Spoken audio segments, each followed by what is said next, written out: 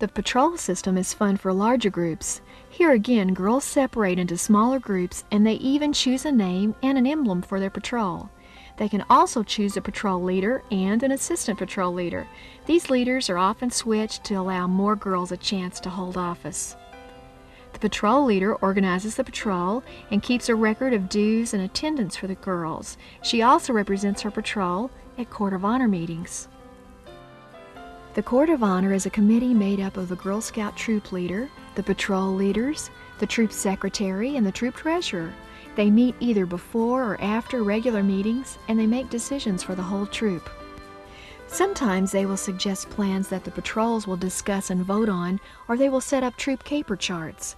Sometimes these meetings are open to all the troop members, so they can find out how the Court of Honor works and see their leaders in action. In the executive board system, also called a steering committee, the whole troop votes for a group of girls to represent them. The elected board makes plans based on the feelings and ideas of the whole troop. The board has a president, vice president, a secretary, a treasurer, and any other officers who are needed.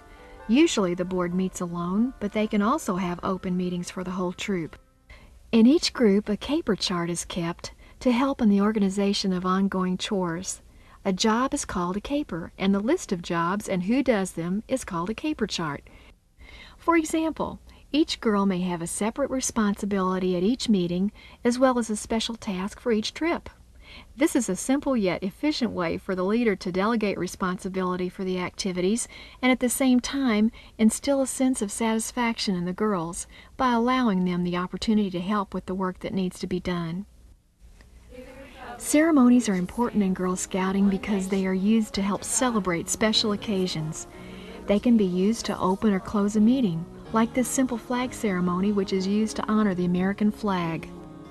In the investiture ceremony, Girl Scouts welcome new members into Girl Scouting for the first time. A rededication ceremony helps remind girls about the meaning of the Girl Scout promise and law. A candlelight ceremony is often part of the rededication ceremony. In the Court of Awards, Girl Scouts are recognized for special achievements and receive other insignia. And when a Girl Scout moves from one program level to another, she completes several steps in a bridging process. The bridging ceremony shows that she has completed the necessary steps to move up into a new phase of her Girl Scouting experience. The important thing to remember is that, like every Girl Scout activity, ceremonies should be fun, and there is no right or wrong way to perform any ceremony. Each one is a special occasion planned by and for the girls. Stop the tape now and review your leader's guide and handbook before moving on to Section 3. Then restart the tape.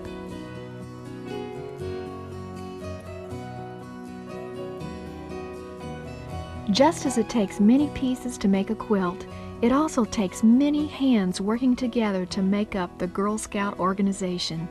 And it all begins with each individual Girl Scout, who is part of a troop or group that is led by a special trained volunteer who uses her own knowledge, skill, and sensitivity to work with the leaders of tomorrow. The leader is supported by her local Girl Scout Council, and the local council receives support and services from the national organization, the Girl Scouts of the USA. Girl Scouts of the USA is chartered by the United States Congress to direct and coordinate the Girl Scout movement in the United States, and to be your link with the World Association of Girl Guides and Girl Scouts. The World Association of Girl Guides and Girl Scouts is the largest voluntary organization for girls in the world. The policies and standards of Girl Scouting described in Safety-Wise are upheld by every troop or group. Likewise, in every level of Girl Scouting, the safety and well-being of the girls and their leaders is of utmost importance.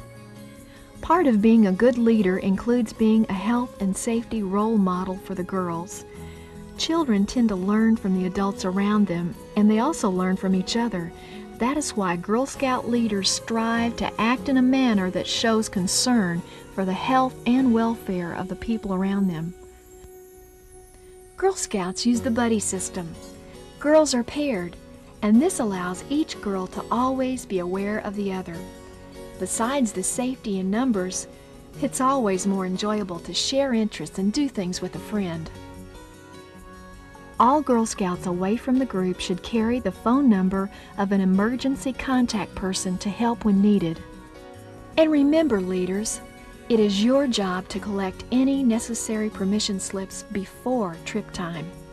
Make sure you have forms for all girls and adults before leaving.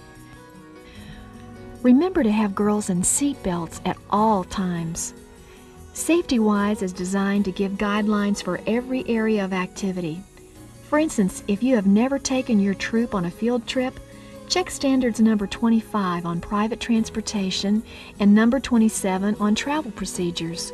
There is also a special section entitled Planning Trips with Girl Scouts. These materials help leaders to do their homework. There is also a list of the types of permission required for a particular activity in SafetyWise. The Council may provide anything from camping equipment to special training materials and classes for leaders and adult volunteers.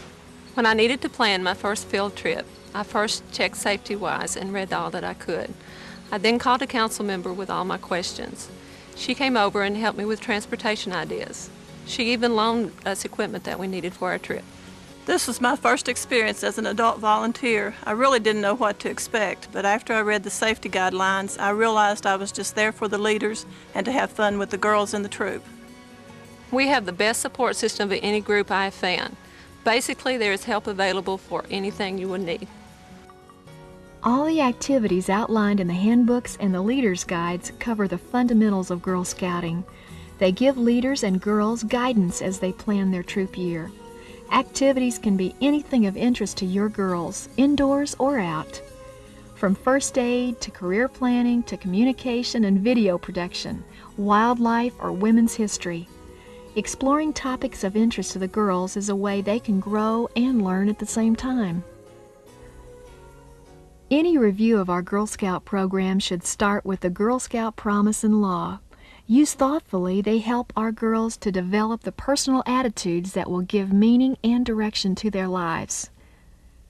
Girl Scouts of the USA have written materials that will help prepare you for working with each Girl Scout age level, from the active and curious Daisy Girl Scout to the mature and capable Senior Girl Scout. Every element in the meetings is clearly spelled out to keep the pace flowing and to ensure that the time spent together is both productive and fun for everyone. Remember, both the troop and their leader must choose the type of group government that best suits their group. There will be times when one form is better than another, but the common goal of each is to help make group activities manageable and to give the girls a voice in their own government. A caper is a job, and all Girl Scouts use caper charts to help in the organization of the work that needs to be done. Short or long, formal or informal, ceremonies are used by Girl Scouts to help celebrate special occasions, such as the welcoming of new members or the presentation of awards or the Girl Scout birthday. From the smallest Girl Scout to her troop and her leader, to the local Girl Scout Council and the Girl Scouts of the USA and the World Association of Girl Guides and Girl Scouts, all make up the largest organization for girls in the world, and every member is trained to make safety a priority in everything they do. With the help of the local Girl Scout Council and the materials they provide, Girl Scout leaders can be confident that there is help available for everything they might need. From printed materials to videos to personal guidance and training, almost everything is provided by the Girl Scout Council because our goal is to help leaders. Since volunteers like you are an essential part of our organization, we want your Girl Scout experience to be one that brings you good memories, pleasure, and warmth for years to come.